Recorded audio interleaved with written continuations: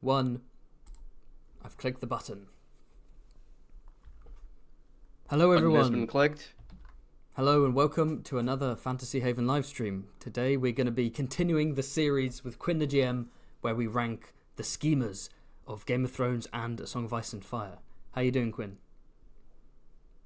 Doing good. When did we start this series? It feels like it's been like a while. Years and years. We've done. Let me have a look. So our first one, I've done a lot of live streams since then. Our first one was 3 months ago. Jesus. That was the big Littlefinger Varys debate. And then... Oh, yeah, I remember that. I remember being correct. I remember you being wrong, yeah. And then 2 months ago we did the Olenna, Cersei, Wyman, etc. So it has been a while. Gotcha. I think this is the last one we'll do before we move on to House of the Dragon characters. But, why do we have Sansa in S tier? Because it shows Sansa. She's basically okay. a powerhouse and everything goes right for her. It's failing upward type Yeah, exactly. deal. Speaking of failing upward, how did these two get in here? Oh yeah, I just threw those on here last minute. I think they deserve to be considered as schemers. They do be scheming. I said earlier. It's mostly because now that we're doing this on Canvas, I have the advantage of having access to like every image I've ever used in a video, like right to the left here. Like if we want out of like I have so many things. Fire and Blood, boom, it's up, it's Boom. there. When we reference something, bam, you can be the one who throws it on. Dinosaur, boom. Why not? I think Easy. By dinosaur you mean a lizard of Sothorios. Yeah, I was talking about it for some reason recently. It was it was for my like How Are the Dragons Made video. I referenced like where the you ripped off my weird idea. conglomerate thing. Yeah, that is true. Are you interested in watching? I did find I was going to say, are you interested in watching the Three Body Problem, the Netflix show adapted from those famous sci-fi books by Benioff and Weiss? I've heard the name. I've heard the show referenced like so many times, mostly on Twitter. I've never known what that is or exactly what it would be. So, I mean, I'm not disinterested. I just don't know anything about it. All I know is that it's I think a Chinese sci-fi trilogy, maybe. And I hear it's very good. And Benioff and Weiss adapting it for Netflix because they had that big Netflix deal after the end of Game of Thrones. So I think I'd want to read the books first, but I would be curious. To see how they're, whether they've learned their lessons. We're good at adaptation. They are good at adaptation. But what else did I want to say? Oh yes, before we officially get started, obviously when we did this before, for some reason I did it on Photopea and it looked disgusting, and we didn't have an F tier in the tier list background I had. I'm not sure why. But with that in mind, we might need to do some very quick readjustments. Yeah, I think Shovaris should immediately drop. Is my thought. Rest in peace, Shovaris. I don't think you could get worse. Yeah. Than Shovaris. Yeah, down he goes. Right. I mean, I would also make an argument for Show Tyrion. Which one's Book Cersei? This one. I'm lost. This one. Yeah, not Doran Martell, the one who looks like Cersei. This is after her head's been shaved, so she's wearing a green mantle. This is in the epilogue of A Dance with Dragons. Got it. It's an old picture, so you can criticize it. Cersei, we didn't put her at the very bottom on purpose, I think, just because in the early books she does have some successes. So I think maybe E tier. I agree with D for Cersei. D? I think the early books are like decent enough. She does a pretty good job, especially in books 1 and 3. Yeah. Show Tyrion and Doran. Not Littlefinger. I'm so. Oh, you continue this show finger standing. It's tricky. If we're determining things based on outcome, like we did for like Sansa up here, we should probably put Tyrion in D, Littlefinger in E. But in terms of like overall effectiveness of the schemes they actually did, I think it should be reversed. I mean, like, I understand that he starts the show. We're going to get into this again. He starts the show and he does his book stuff, so he's very intelligent and he accumulates power and he's very sneaky. But those last few seasons, not only is he does he like basically do nothing? What he does is actively stupid and gets him dead. Am I misremembering? I think in terms of, at least, I might be misremembering. It's been a minute since I've watched specifically seasons 6 and 7. Okay, And giving Sansa to the Boltons was dumb. Actually, now that I think about it, was the first kind of... season 6 and 7, he doesn't actually do anything. He doesn't really have a plan. So he becomes stagnant. So he's really good seasons 1 to 4. Then season 5, he does something stupid, and then he just stagnates until he dies. Yeah. Whereas Tyrion, I think, is like, okay, seasons like 2 through 3, or season 2, he's good, I would say. Season 3 is okay. 4 and 5, he's not really scheming. He's kind of out of it from being in jail and walking across Pentos. Whereas season 6, 7, and 8, he is actively horrible the entire time, and all of his schemes go wrong. Littlefinger's going up the roller coaster, but then inevitably he goes back down again. Tyrion went up and then fell off and then crashed and exploded hundreds of miles below. And then suddenly he ends up at the top. And then the explosion pushes him to the very top of the roller coaster with a nice shiny Hand of the King pin. Alright, Duran is Duran. Show Duran should be E, right? He doesn't really scheme in the show, does he? He's not a schemer. Arguably, he should be F. What scheming does he do? He doesn't. He wasn't given the opportunity to scheme. He just chills he's and then an gets anti-schemer. assassinated. He prevents Ilaria. I think he has to be an F in that case. Yeah. Book Sansa. I think D's fine because she's growing, she's learning. She does some small scale maneuvering, mostly in King's Landing, sort of playing a bit of a role to survive. And then all the others, I think, work in progress. Agree. I would agree. Book Tyrion might be a touch high for my taste. I mean, I think I was just bearing in mind those first. I was probably just thinking of Clash, wasn't I? Probably, because like Storm, he can't do anything. He's not in Feast, and then Dance, he's not scheming. He might not be scheming. I mean, He's cooking. He's cooking. Also, I would say the Aegon and Jon Con going west plot is a scheme, and he does do that. That's what I was thinking. Well. He does cook a bit. I think B is maybe fine. B tier's okay. Yeah. And then we have Manderley and Illyrio up at A because they're both very good, the fat boys. But Illyrio keeps changing his plans, and they seem to be nonsensical sometimes. And Manderley randomly bakes 3 Freys into a pie and eats them, which completely jeopardizes. But which could have jeopardized him massively when he doesn't want to do that.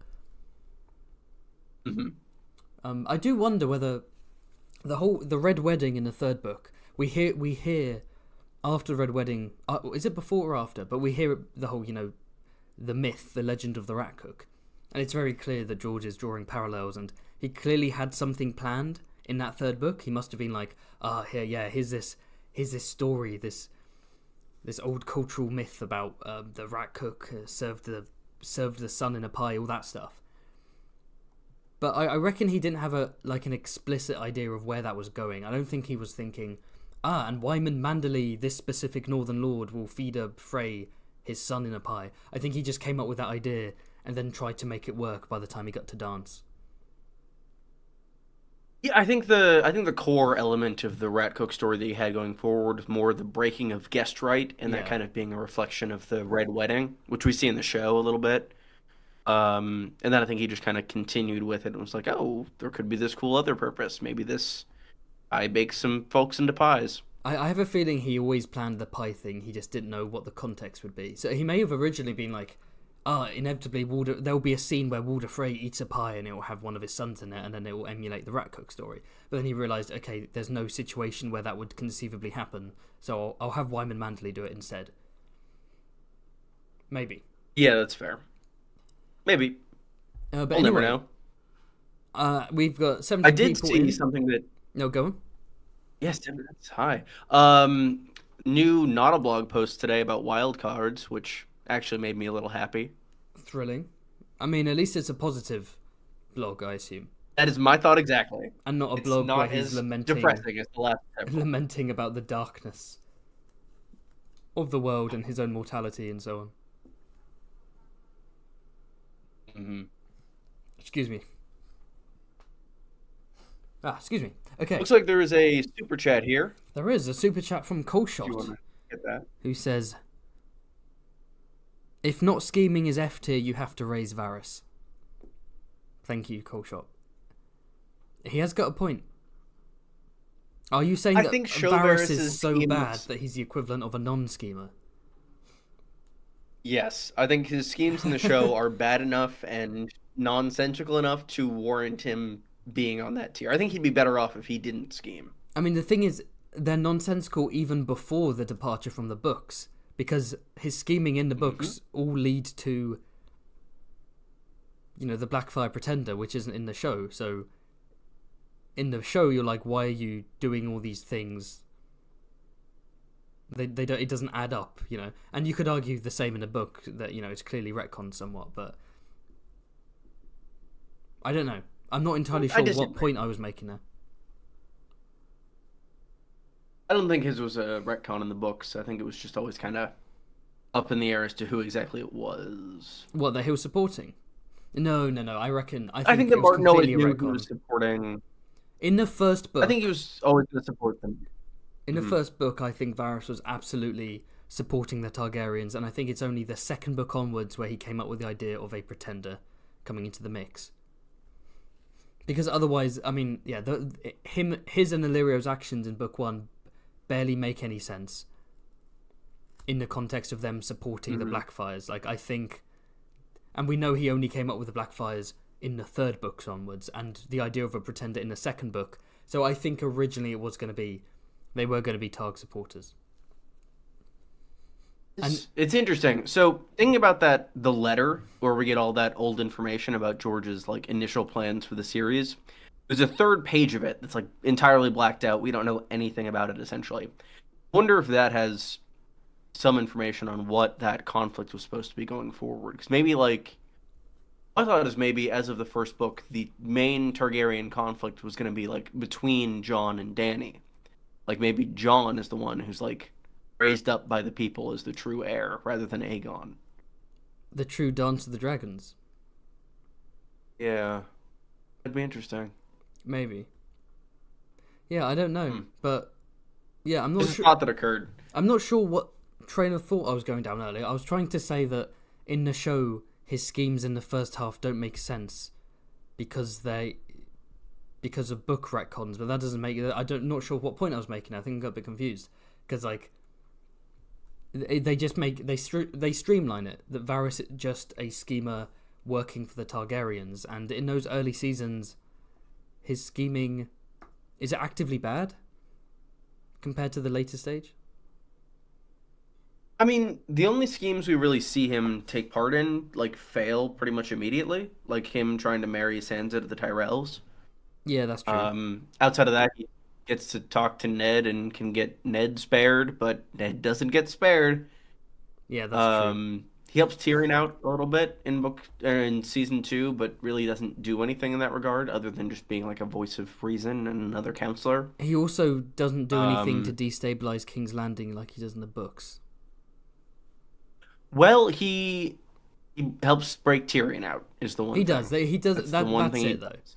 You're right. That's it. And then he does some marine stuff that I barely remember, and then he supports a queen who he ends up not liking, and then he tries to kill her, apparently, poison her and so on, and it just all backfires. Yeah, it is lame. Honestly, maybe he does deserve F tier.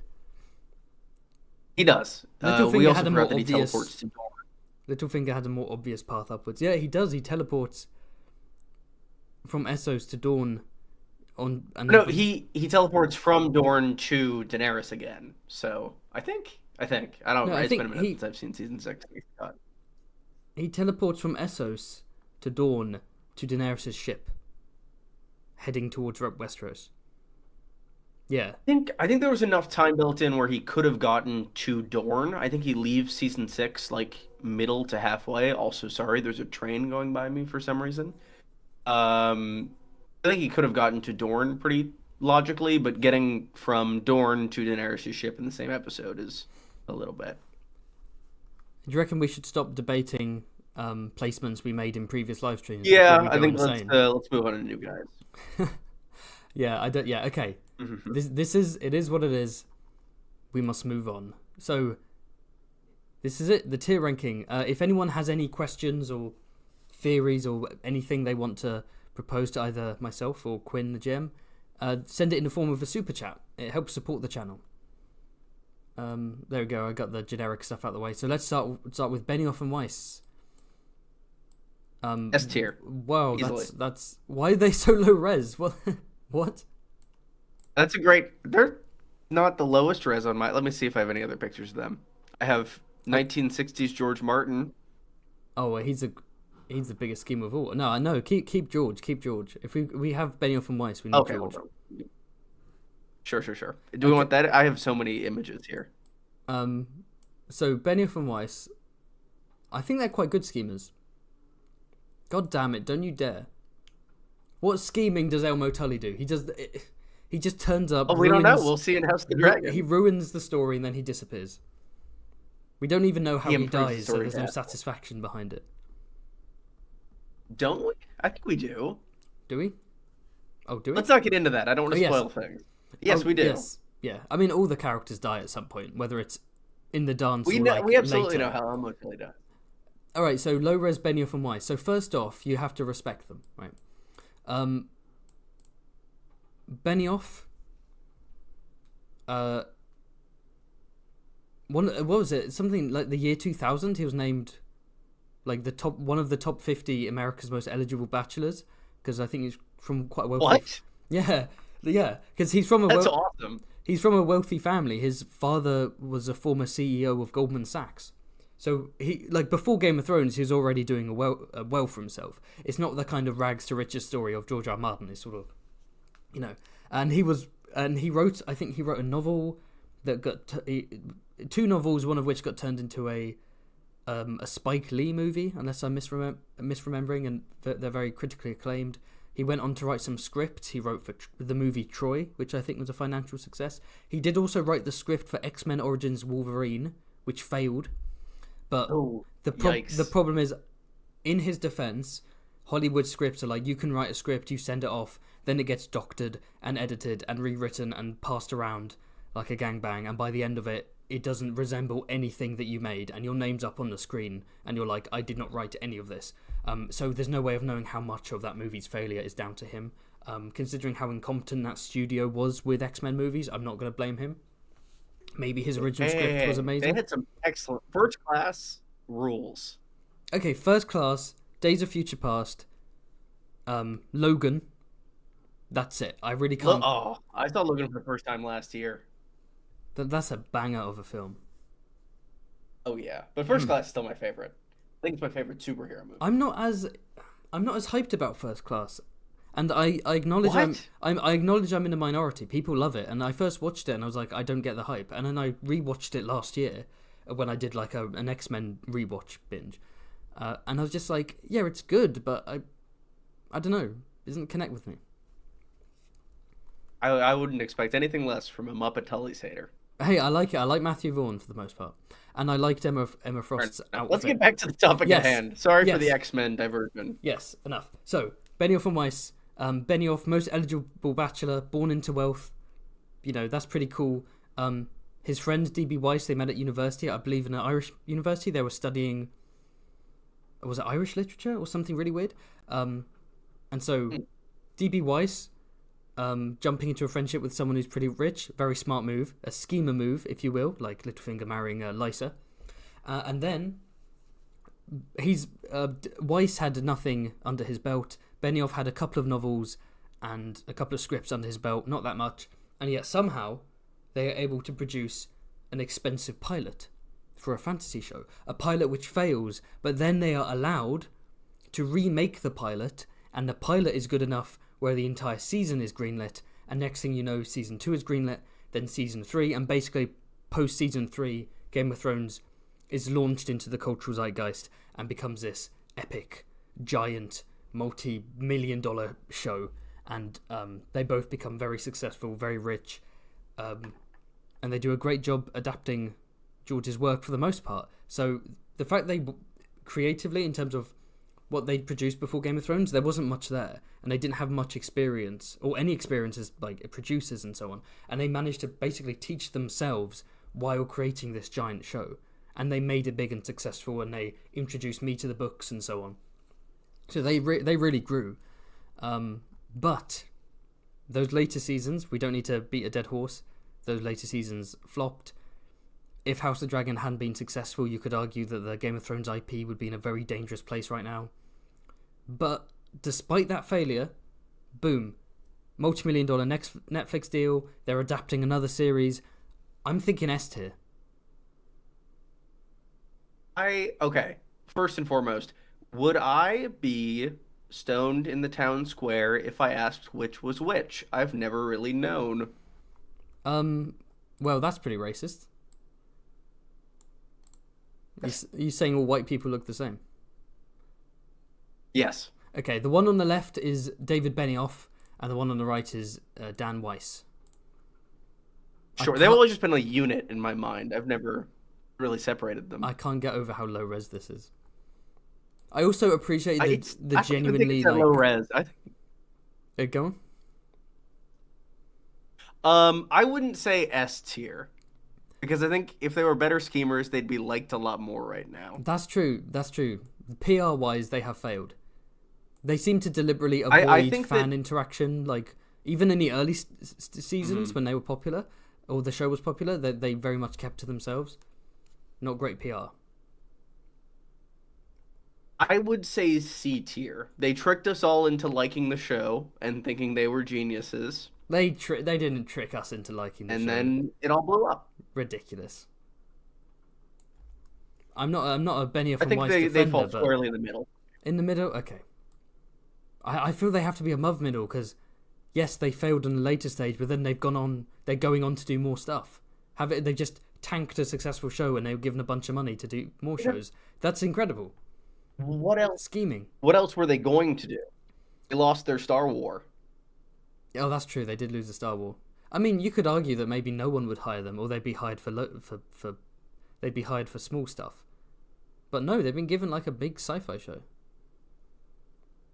But I mean, if we're thinking big sci-fi shows or big sci-fi projects, a Star Wars movie is kind of the peak of that.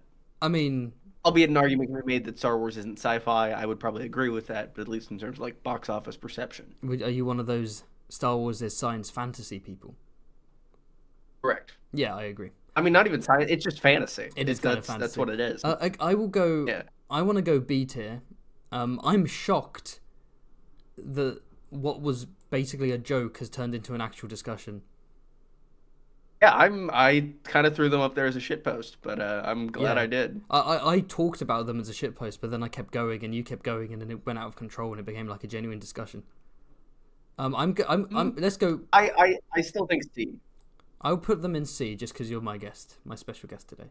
I also. Oh wow! I really enjoyed the genuinely stunned silence I got from you when I called you a racist. That was pure confusion. I apologize. Yeah, somebody in the chat said losing Star Wars might be a blessing in disguise. I kind of agree, though I also kind of wish that, like, I don't know. I mean, I feel like they could probably make a good Star Wars movie. They probably could, honestly, if they were passionate about it. But the thing, considering how the awful state Star Wars is in now, can you imagine if the people known for ruining Game of Thrones went on to enter that universe, which is collapsing? Like, oh my god, I think that could have been disastrous for them. I do wonder whether they quit. It's interesting. I think that... Go on. I think their instinct, the instinct that I think ruined Game of Thrones, could actually be really good for their work in Star Wars if they'd done it. They were so, like, veering far away from any fantasy or magical elements of this world. I think that was something that was very much a detriment to Game of Thrones, but until, like, The Mandalorian, that really hadn't been done a ton in Star Wars, and we saw how well it worked there, at least for the first season. So I think that, I don't know, their project could have probably been pretty good. It could have been. I mean, it was going to be Knights of the Old Republic kind of stuff, right? Like, early Star Wars. I'm going to be honest, I don't know shit about that area of Star Wars lore. I barely know anything about Star Wars. I was having this discussion on my Patreon Discord. I was like, I've only really watched the movies, and most of the movies are bad. So, but I've heard that like lore from the far past is awesome, and extended universe lore, which has now been decanonized and turned into Star Wars Legends, that is apparently incredible too. So I do want to dive into Star Wars canon. It's just funny that like, from what I gather, the least interesting Star Wars lore is the stuff you see on screen. Yeah. This might be controversial, but I will say that Andor is the best Star Wars project on screen that's canon since Empire Strikes Back. So literally decades. Okay, since Empire, I would wholeheartedly agree. Yeah. I mean, I don't know if this is a popular opinion, but I still think the first Star Wars is the best one. I don't think they ever topped it, but I would have to rewatch Star Wars, but yeah, those first two I appreciate. And hey, I like them all as I a think kid. the original is just like a perfect movie. The originals are great. The prequels I loved as a kid because why wouldn't I? Bright colors, cool aliens and robots, and they all have like different ranks. And I was like, yo, there's big battles. I love that stuff. Growing up. Mm-hmm. Another thing, interesting fact. So I first discovered Star Wars because my grandparents like taped it on VHS. They recorded it on VHS. You're not that younger than me, so I'm sure you're aware what a VHS is, right? Have you ever? I'm not that young. Yeah, you're not. Okay. Sometimes I forget. I grew up on VHS. Okay. Oh god, you had to rewind it. And, well, anyway, God, I sound like a boomer. Anyway, yeah, they recorded them all, and I either they didn't put the numbers on the side or they put the numbers in Roman numerals, and I was like a child, I didn't know what it was. But anyway, I tried to work out what order the movies were in based on the titles. So I was like, A New Hope, okay, that has to be the first one, right? And I watched it, I was like, oh, this is good. And I was like, okay, Return of the Jedi, Empire Strikes Back. Well, Empire Strikes Back sounds like the finale, so I'll watch Return of the Jedi first. Oh gosh. And so I went from A New Hope to like a bunch of people fighting in Jabba the Hutt's palace. And I was like, what the fuck is going on? And then like Darth Vader's there, and then he kills the Emperor, and I was like, oh, this is wild. And by the end of that movie, I was like, this is very final. I have a bad feeling about this. And then I put Empire on, and I was like, oh, I've messed up. Yeah, valid. Even as a kid, I was a boomer. It's crazy. Yeah. But Star Wars aside, should we talk about George? Oh yeah. Ranking schemers. George R.R. Martin. So, unlike the rich Benioff, we have the working class George R.R. Martin, who's sort of a rags to riches story, which is quite inspiring. Ooh, harsh. I think A is about on point. He is a schemer. He schemed everyone into believing that Wins is coming up. Well, no, Wins is coming. And I think that the only reason he's not S is because he tends to get distracted by his own schemes. Darkling schemes. Yeah, we'll put him in A tier just so that we don't go on a giant ramble about George. And just like the work in Illyrio, general. Wyman, and George Martin in A tier. You know what would be fun when we're done? No, it would be fun. Okay, ignore me. Okay. I was going to do like a who's kind next? of like everyone on the tier list try and find out how they're connected, but like by 1 degree of separation. I was like, that's the dumbest thing ever. So next up, I know We hit Tywin. I think we should hit Tywin. Should we start with Show Tywin? Sure. I mean, there's not that Sure. much of a difference really in terms of scheming. I think we can talk about both at the Yeah, same time. get both of these boys up. He's way too pale. I need to add more colour to the Lannister characters, I think. No, I think he looks good. You got the sideburns. That's what matters. Do you like the gold flecks I put in his eyes? Oh, that's awesome. I hadn't even noticed that. Yeah. I think Show Tywin's going to be 1 tier higher than Book Tywin, personally. Yeah, I agree with that. I think Show Tywin is a more competent man than Book Tywin. Yeah, and I think his stuff implodes slightly less, and I think that in the show, his children are slightly more well-adjusted, which is like the lowest possible bar. But See, what I mean, aside from like Jaime. I think Tywin's he's more interesting in the show without question, and he's really well written and so on. But I do have to say it's somewhat disappointing that the Tywin of the books is sort of without sounding too pretentious, is something of the embodiment of the apolitical strongman myth. The whole, fascism making the trains run on time. It's the whole being he's a hard man in hard times doing hard things, but that's what you need in medieval Westeros, and that he's brutal, but he needs to be, and if anything he would make the best king, when in actuality he is a needlessly ruthless,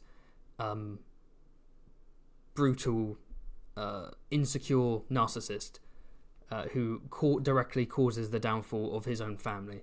And the propaganda around him that he's built up around himself seems to have been swallowed by readers of the book, quite ironically. Now, the show version is what people believe the book version to be. The show version is an actual ruthless but highly competent leader who probably would be a good king. And he's well written, but it's like, I feel like the message is lacking somewhat, right? The point isn't there anymore. Yeah. Because you don't want people saying, well, Tywin's a bad guy, but he's the guy I'd want in charge. You want them to be like, no. You want to call him out for what he is. Yeah. It helps that he's the most attractive actor on the show. He's a handsome man. I haven't seen The Crown. Apparently he plays Lord Mountbatten. That just because I saw one clip of him on YouTube the other day of him as Lord Mountbatten, like leaving presumably the Buckingham Palace while everyone's singing Auld Lang Syne, and he just looks so badass, like in his suit. He's tall, he's clean shaven, he's swaggering. I'm like, oh, is that Tywin back from the dead? He's not in it. It's crazy. I realized in retrospect, like yesterday, that we needed to add a solicitation to his list of crimes as well on my streams. By far the worst of his crimes. I agree, but we added it to Tyrion's, and we got to be fair. Yeah, for those who haven't checked it out, go to Quinn the GM's channel. We did a live stream like last month, right? A couple of months ago, where we... I think. No, it was in January, yeah, because I'd rearranged my study by then. We did a live stream where we put the Lannisters on trial in our ridiculous kangaroo court, and we applied modern day crimes, modern day charges, and Tywin got done in for crimes against humanity, war crimes, ecocide, mass murder, all kinds of stuff. And he was duly punished, but we forgot solicitation. It is true. So, again, we've done a good job of sort of... What schemes does he do? Yeah, we've done a good job of talking around the point of this live stream. So what's... Okay, so first off, you could say his... Red Wedding. Wait, let's go back in time. His first big scheme sure. is basically pushing the Rains and Tarbecks into rebellion so then he can brutally crush them. Like, sure, they have agency, they do that of their own accord, but he does I think he sends them deliberately provocative demands so that they will rise up. Yeah. And then his second scheme is an abject failure and makes everything worse. Go on. Allegedly, if it's the truth. The Defiance of Duskendale. Ah, yes. That was I appreciate the idea behind the scheme, that being that whether or not he was in contact with the Darklings, he wanted the Darklings essentially... Excuse me. He wanted the Darklings to execute the Mad King so that Rhaegar could take over and there could be a figure of stability on the throne, and Tywin can probably continue to serve as hands to someone a bit more sane. And presumably marry... At that stage, was Rhaegar already married to Elia? I'm not sure. He was not, no. And marry Rhaegar to Cersei. Or betrothed at least. But of course, as you said, this scheme completely collapses. If a scheme can be completely foiled by a single himbo, I think that it's not a great scheme. Barry B dove right in there. God, I love Barry. And not only rescued the Mad King, but rescued a madder king. So... Mm-hmm. So flipping the chat is So he's saying 1-1 so far. flipping the chat is saying I don't think Duskendale can really count as a scheme. I don't know. I feel like he may not have planned it, but Yeah. him going let's attack it without rescuing him so that he gets murdered so Rhaegar goes on the throne. That feels like a scheme to me. I agree that I think either way you look at it, it is a scheme. I personally think that he was more involved. I think it might have been more of an inside job type deal, but yeah, I don't know. I think either way you look at it, either he tried to scheme and take advantage of the situation, or he set up the situation himself. Both cases he failed. Okay. And his third scheme, would we then say his third scheme is the Red Wedding? Oh wait, no, no, no. His third scheme. Yeah, Robert's Rebellion. Mm, I think his involvement in Robert's Rebellion could be considered I think him riding up to scheme adjacent. him riding up to King's Landing and saying "Let me in, I'm on your side," and then betraying Aerys the moment he's let in. That is a scheme. Is that gets into like what do we define as scheme? What is to scheme here? Well, in the context of this live Like stream, you lied. it's anything from plotting in the shadows to assassination to war crimes to writing books and rejecting Star Wars projects. So I don't think it has a meaning anymore. Oh sure. I think we've Has just Taiwan ever been offered a Star Wars project? No, but he should be. He'd be a great Imperial officer. I agree. Imagine the sequel trilogy, but like Charles Dance was Snoke. I want to see Charles Dance as Kylo Ren. Han and Leia's son is like this 60-year-old man, I think it'd be great. and no one questions it. Anybody could pull it off. It's him. I'm baffled that Charles Dance. It's something about actors from successful TV shows that just are never cast in good movies. It's this weird curse. Like Emilia Clarke isn't in much, right? Like she was in Solo and she was in like a couple rom-coms and that's it. Kit Harington was in that terrible Pompeii movie. Charles Dance is like He's in the one Marvel movie too. Charles Dance was in like a Godzilla film. Like they keep why? How are they not get like? Charles Dance should be in every movie.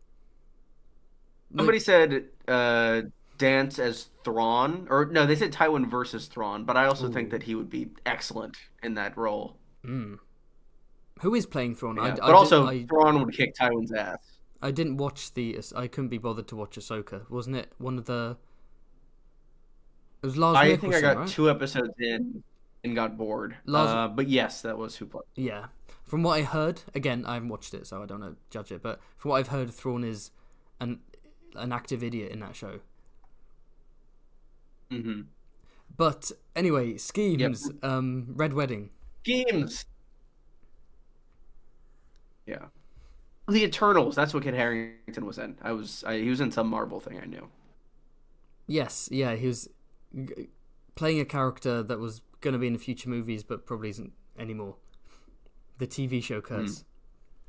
Okay, yes. Yeah. And then Red Wedding, I would say, pretty objectively successful scheme for what he set out to do.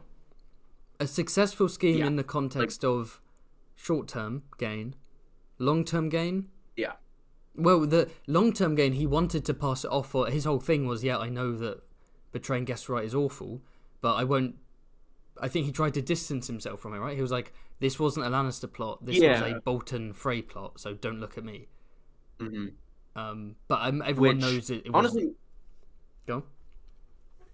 Everybody knows, but have they faced any consequences for specifically the Red Wedding? I don't think so.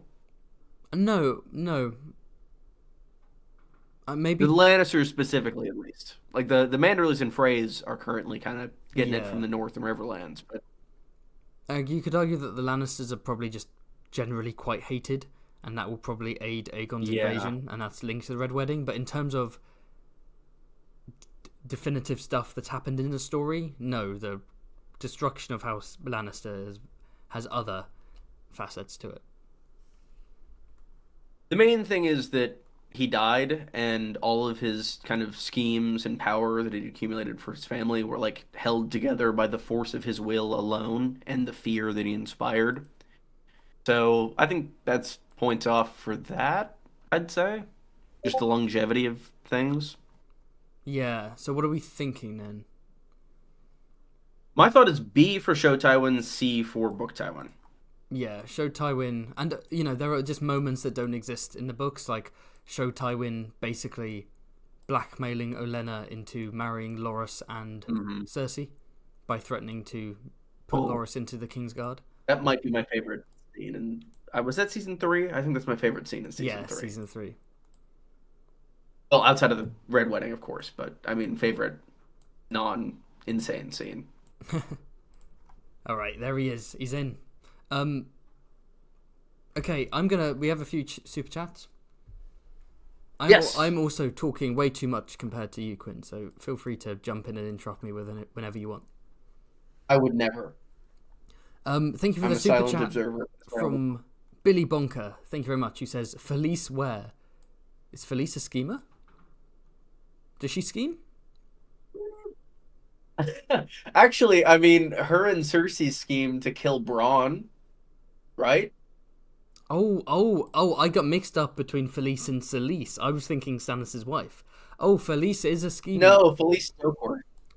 I mean, I think, yeah, she would be very low. We've talked about, she was the one that kept coming up in the random theory generator, if I recall. She did, yeah. The Stokeworths kept coming up. But Billy goes on to say, by the way, I feel bad about donating because of how large of a percent YouTube takes off the money. I'm trying to give you sad face. Yes, this is what I was talking about in my last live stream. I'm in the process of setting up Streamlabs so that if people want to donate, they can do so via a link in the description. Not on this video, but in future live streams, hopefully, when I've properly connected some stuff. And Streamlabs doesn't take nearly as much as YouTube does. So, yeah, YouTube does take quite a big chunk, but that should be changed in the future when I get Streamlabs. But thank you so much for your donation. And thank you again to Coleshot, who says, they ruined Game of Thrones and Star Wars. Genius scheme, S tier. Whoa. But you can't blame Benioff and Weiss for ruining Star Wars. They never got to touch Star Wars. Unless you're saying that by not taking up the Star Wars offer, that they ruined Star Wars in the sense that they would have been able to save it. I don't know, but Coleshot sent another super chat saying, before you do anything stupid, oh no, show Tywin was amazing. It's because of the actor. Maybe the only people like Tywin at all. Yeah.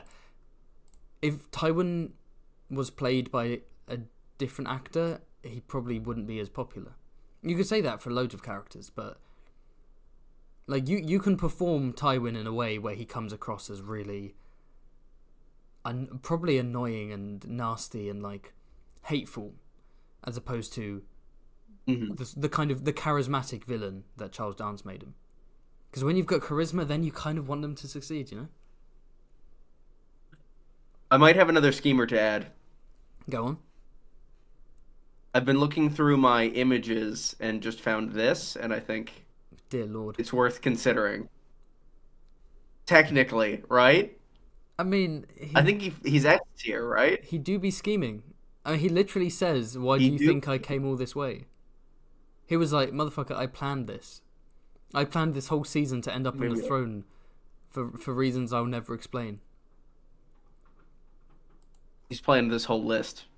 God damn it. He's planned a whole Why do I have that image? When did I use that?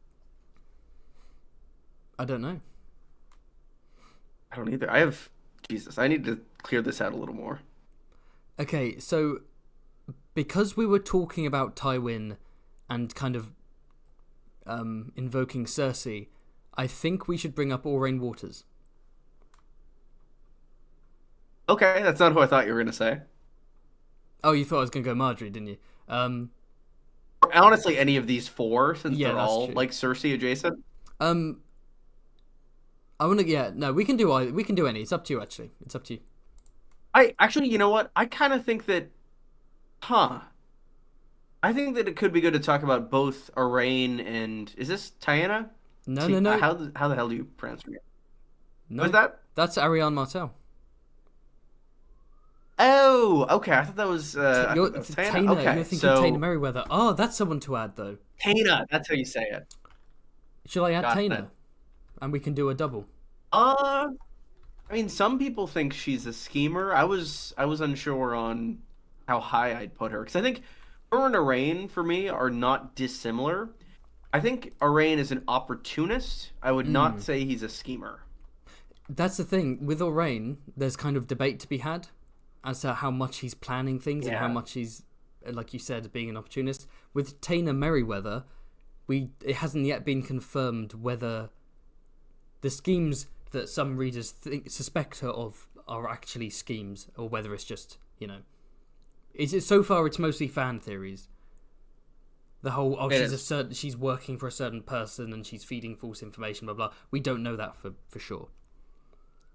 And same with Arain, right? Um, but at least with Orain, we know that there are certain things he has achieved, and it seems a bit too. That is true. It seems a bit too good He to has be. achieved votes. But it feels like it doesn't feel like coincidence. So first off, him getting himself onto the small council, that's not scheming. He just happens to be good looking. He happens to look a bit like That's the Rhaegar. Hampton Myth level. Yeah. Yeah. That's why I put him on the thumbnail. I wanted to get everyone on board. I wanted Oh, smart.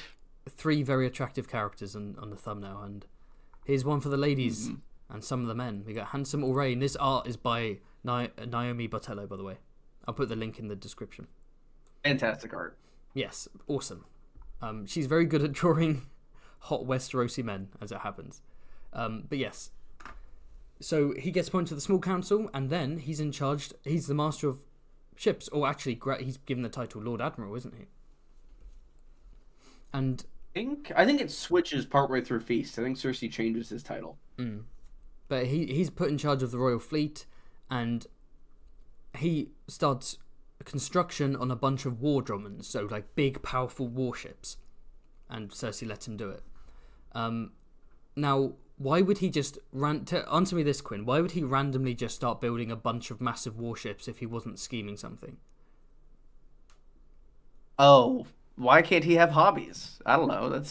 Anybody could do that. Is it a hobby to then go, okay, well, I need these to be manned by Yeah. people. Should I go to experienced captains, or should I hire criminals and thugs and fiery young men? I think it shows that he has a good heart and he believes in the rehabilitation of those who have been imprisoned. I think it's very forward thinking for Westeros, and I'm actually really happy for Arain. What about him taking that entire fleet, fleeing King's Landing after the source of his power, Cersei, is arrested, and declaring himself a pirate king with the ship and crew and various ships and crews that he's accumulated, using the resources of a crown he's no longer loyal to? I think that that's objectively a fantastic move. I think that that's really that's the main scheme allegedly so far, in addition to building the ships, which I don't know how much I'd call that But a scheme. the ships and the crew deliberately come together to create. They come together to deliberately Opportunist. create a big, powerful fleet of loyal criminals working for him, a bastard, and then he flees and makes himself king. But like opportunist, what's the difference between an opportunist and a schemer? Is it just a matter of time? Is it a matter of when? I think it's a matter of scale. I think that Arain is pretty much only interested in getting himself ships, and I think that that's, at least in terms of ambition, pretty low compared to a lot of the people we have But here. can you only scheme long term then? What if he just had the short term scheme of, I want to build ships and make crews that are loyal to me just in case? And he did a great job. S tier? I mean, it's one of the most. The thing is, half of his success is him pulling into smart moves in the context of what he wanted to do, assuming he wanted to do that from the start under someone as incompetent as Cersei. But then half of his success is being handsome. So I don't know if he can be S tier. True, but that's a very good skill to have. It is a good skill to have, and it's one that characters like Cersei use to their advantage. But I don't know if he used it to his advantage. I don't think he used his sexuality or his looks to get where he was. I think he was just like Cersei was just like, you're attractive, you're high. Right place, right time. Yeah, so he can't be S to me, just because there was no maneuvering into the small council. He just got lucky. Yeah, and if we're also talking about like Taena in the same breath, I think she's kind of similar, but took a more active role in like using her looks to advance herself, specifically with Cersei as well. But the thing is, with Aurane, there's an end point we know of. At least we can suspect it. Taena is too vague, right? It's not tangible enough. Like what happened to Taena? Exactly, she fled. She fled King's Landing with her husband back to the Reach. So we don't really know what her goal was, who she was serving, what she's achieved. So that's why I don't necessarily want to put her on a list. I'm also annoyed. If she is on the list, I'd be annoyed that I didn't put her in a thumbnail as well, because that would have got even more viewers. So maybe I'm just coping. That's fair. Though also, I will say, if we're just looking objectively here, we don't technically know where Aurane has gone. That's true, we don't. We know there's a Lord of the Waters, whoever that may be. I mean, who else could it be? Imagine it was just a random Dennis. nobody.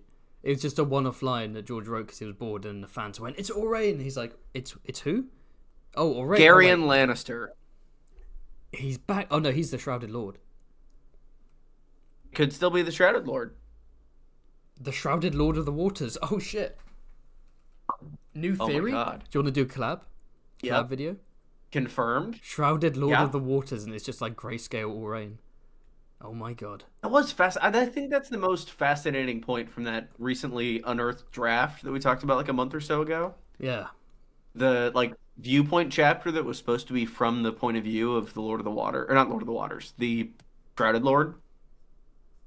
Yeah, the whole, which linked into that theory about the Shrouded Lord being Jaime Lannister, and Tyrion having a scene with the Shrouded Lord, and George had mentioned this before, that it went down a direction he didn't like, so he then scrapped it. And it's like, yeah, what was the plan there? Yeah. We had a good discussion of that. If you want to, again, check out Quinn's channel. We did a live stream where we talked about the unearthed early Feast for Crow's notes, and Quinn then took the main bulk of that and made it a proper video on his channel, but minus the intro and therefore the context. So all the comments are filled with people being like, "What the fuck is it? What are you talking about?" I mean, in your defense, it is on your channel as well. We had the original stream here. Oh, the original stream was my channel. Oh, okay. Yes. We were also guilty of saying the word "interesting" every 5 minutes. That's pretty interesting. We were like, "That's really interesting." It's crazy. In our defense, it was. You can be as eloquent as anyone, and the moment you start a live stream, just all words leave your head. Yes, Aurane, I'm gonna say A tier. What the? I know. I am putting my foot down. He is not A tier. You said S. He's over. I was kidding. I was thinking C or D. I honestly couldn't tell. I thought you may have been blinded by his looks. I think I've been blinded by his looks. Well, that was true, but he's making me question a lot of things. He deserves to be the same tier. Okay. You think he's on the same level as Illyrio? I mean, I don't know, but to be fair, I think most of our discussion of Aurane has been a meme. It's been serious, but it's been a meme. Okay, let's go C tier. Are we okay with C? Okay. Yes, I think he's on the level of D&D. Because he's better than Cersei. He outplays Cersei. That's a good point. So I think that fits. Oh, it's so... Aurane in the show could have been so cool. Like, I know he's not an important character in the grand scheme of things, but just having, like, a Velaryon that Cersei puts on the council, and then he just, like... That would have been cool. Yeah. Anyway, that's for the anime. Yeah. Indeed. We'll see. Maybe House of the Dragon will end with a flash forward to the Lord of the Waters. Dun dun dun dun dun dun dun dun. Boom. Fade to black. Dragon screech in the background. Mm-hmm. See you next time.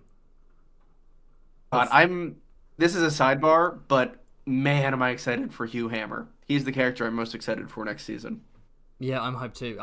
That whole storyline I'm hyped for, but yeah, I do want to see big buff bastard. And there's one, I won't spoil it, but there's something about him that's incredible that I'm so excited for. I mean, yeah, I think there's a I'm potential with two-handed they haven't had before, and I'm excited to see it. yeah, I've got this bad feeling that season 2 is going to be great, but it's going to feel like another setup season just because of the way they've like cut it down to 8 episodes and they've shifted things around. I think for book readers it'll I be great. disagree. I think for show watchers it might come across as like basically set up part 2. I mean, if we have Rook's Rest like at the halfway point of the season, which seems likely, I don't think it's going to feel like all set up. That's all I'll say on that for the sake of spoilers. Okay. And of course there will probably be spoilers in our next Schema stream. True, so Our probably rank Screamer. them then. Or Daeron. What is a Schema stream? There's this a Shema, a Screamer, a Scream. I tried to combine those words in my head too, but it just didn't work. I got an error message. Speaking of Screamers, shall we move on to Ariane? I don't like that transition, but we can. No, you get to choose the next one. I chose all range. I pick Ariane. Okay.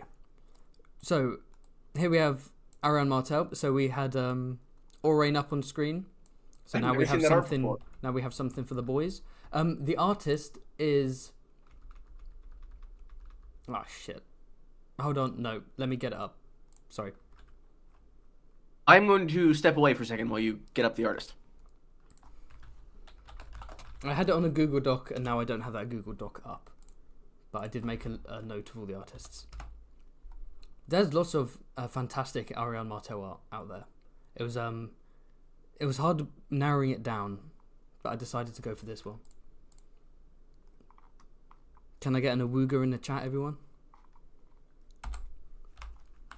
Ariane Martel, the character that absolutely should have been in the show, and it's baffling that instead of having this like extremely sexy, confident, intelligent, scheming lady, they replaced her with 3 copy-paste sand snakes with like cringe dialogue, and it's just like, really? Like, Book Ariane is the most HBO character you could imagine. Why did you replace her with like discount Xena the Warrior Princess ×3? Okay, the artiste is Matt Olson Art. So shout out to Matt Olson Art. Again, I'll put the link in the description once the live stream is done. And so this art piece is Ariane holding a blood orange. And while we're waiting for Quinn, I think I will just check the chat, see how it's going. What do people have to say? Crossfire says, I'd say use Naomi's art for Ariane, but the nose piercing takes me out of it. What is Naomi Bartello's? If this were a real streamer scheme, we would be including Dark Star. Oh, he does scheme. He does be scheming. I've been slowly scrolling through my Canva images here, and I've happened upon something I forgot I had in here. If you'd like to see it, Go on. Oh God. credit to Glidus on that one. Yeah, yeah. Yeah. I'm desperately trying to think of a Not remember a why I pun, had that in my a Canva. pun that mixes their names together, but I can't think of anything. Nah, neither can I. Just Okay, so Daenerys. Ariane, I think she takes the cake, at least for book characters, in terms of how much their schemes can like blow up in their face. Yes. Like, I think her first scheme is the most we've seen a scheme implode in the entire series. Yeah. Yeah, we are introduced to the scheme, we watch it unfold, and it just completely collapses. Yeah, Darkstar flees. One of the conspirators flees, another one gets killed, a bunch of the others get imprisoned and basically like shipped off and married off as punishment. And then Duran is like, listen, you messed up. I've got my own scheme, thank you very much, so sit down and listen to what I have to say. Yeah, it is set up to fail from the start. Mm-hmm. Yes. That said, Yeah. she might be scheming again in the later books. She like seems to be Hmm. flirting with what's his name in book 5? Scarred. Balin Swan Oh. I in the Watcher chapter. And then we get 2 chapters from her perspective in Winds where she's kind of struggling not to scheme. She's like trying to just it's just an be innate her father's part of her. She's agent. like, I will not scheme. I must not scheme. It's like an addiction to her. Mhm. But also, I think one of the most commonly agreed upon points by fans, I think full stop on like plot lines in the Winds of Winter is I think it's pretty agreed upon that people think that she's going to try to seduce Aegon and will probably be successful in that. Yeah. You know what? Going back It's to her, honestly power couple. it is power couple. I'm looking forward to that. But going back I'm to rooting for her, them. I want to read the inevitable bedding scene, but that's just me. Going back to the Marcella scheme, the actual outcome of it, even if it was successful, it is a bit of a stretch. Like she basically wants to like. First off, it's horrible. She literally wants to start a war. But also, Hmm. would it have led to that if they had successfully crowned Well, Marcella and like. who we have in S tier? Somebody whose main plan and probably most impressive one was starting a war. That's true, but he was successful. I'm not looking at this morally. I'm not That's saying true. I'm not saying how dare she. I'm just saying, would it have happened? Because like surely Duran has authority. She does not. If Duran didn't want it to happen, Mm. he would be like, "I'm so sorry, my daughter has kidnapped the princess and declared her queen. Obviously, we don't support that because Duran doesn't want war because he's waiting. He's biding his time. So I don't even know if her plan would have even worked out. If I'm remembering right, am I remembering that right? That the plan was to crown Marcella. I Um, Yes, to, I to believe you are. Also, someone in the chat says that young Griff would never want someone like Ariane. I think young Griff's main character trait that has defined him so far is being a teenage boy, and I think that that directly contradicts what you've said. yes, an impulsive teenage boy. Um, that would just be such a cool. It would just be a cool couple.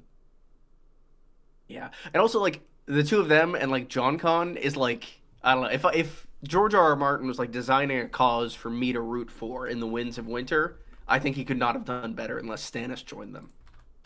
Yeah, yeah. Oh, can you imagine? What would that team up be? Oh, that's literally a fan fiction.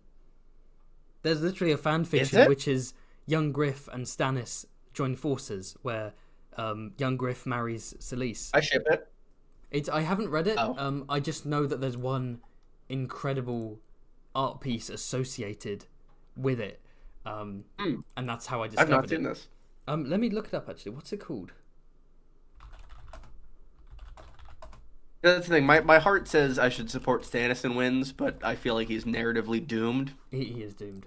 It's called The King Who Cared. I mean, That's so is it. Aegon, but it's at least a further away doom. Do you want to see the art piece? So this is The King Who Cared. This is an art piece drawn by yeah. Let me find the name by Ondrej Hidderna. I butchered that. But yeah, the timeline where Stannis and young Griff team up. Look how awesome this is. Look how beautiful that is. Oh my god! Isn't Whoa! this isn't as high res as it could be, but yeah, we have young Griff, Aegon there. We have Rolly Duckfield to his left, John Connington Mhm. to his right. We've got Stannis, Selyse, and Shireen. We've got Melisandre there. We have Davos. We've also got Jon Snow and Ghost, because I guess they go to the wall to help fight the others. Halden the Half-Maester, Scepter Lamore, and then a big This dragon in is the the back coolest for some art I've reason. ever seen. Like, it's insane how good this is, considering it's art for a fan fiction. This isn't even like anything that happens in the books. Because when I first saw it, Hmm. I was like, this is amazing, but I can't comprehend what's happening. I was like, why are these random characters shoved together? And then I found out. Fortunately, John, Aegon, and Lamore all have grayscale now because of the proximity to John Con. But other than that, it's great art. Yeah, Shireen's been there, done that. Oh, true. Oh, she is right there too. Yeah, it's a Oh, big grayscale fan. Oh, maybe they'll bond over that. is she holding a baby dragon? I think you're right. Okay, Yeah, she is. I just came up with a new video idea. Doing animated Yeah. lore about fan fiction, about Song of Ice and Fire fan fiction. Ooh. I Ooh. I understand That'd be interesting. most fan fiction is probably bad, but if there are like famous ones, popular ones, I can read them and basically animate them. Like King Who Cared, I've heard good I things mean, the about it. Preston Jacobs one. Oh yeah, I'm definitely animating that. Um, I was gonna say originally that's the main one that I've witnessed. originally I've my plan was wait for Winds to come out, read Winds, then read the Preston one. But at this point, I might just read the Preston one. And it could be cool to like animate And each chapter as it happens. you've gone real doomer lately. I have. I think it was that. It was the double blow of the no New Year's Eve post mentioning Winds, followed up by the black pilled post about how everything sucks and all his friends are dead, and it's like You were like that before that post. I was, but it's only cemented things. And I know I shouldn't be. I should be optimistic. I should be positive. It's not a hot take at all. We need more positivity in the fandom, and so yeah. This year, Quinn, it's coming out this year. I'm with you. This year, this is the year, 2024. Big things. So where are we putting Ariane Um, Martell? so my thought is she's not dissimilar to Sansa in that she's a kind of developing schemer. She's definitely actively. Sorry, there's a truck driving by me. Jesus, there are too many people near me today, apparently. I think she's done more than Sansa in the story in terms of trying to scheme, but that has also resulted in more schemes blowing up in her face. I would say D or E tier. I'd lean D. Um, I'm gonna go D2. I don't think she's as bad as show Tyrion. No, that would be insulting. That would be.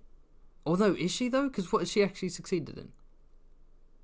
She organised it, I guess. No, yeah, let's go. She has great potential to succeed. I think she will Yeah. succeed in the Winds of Okay. Winter. Let's give Ariane Martell the D then. She can go in there next to Sand. Right. Where are we going next? I'd say Marjorie then. Okay.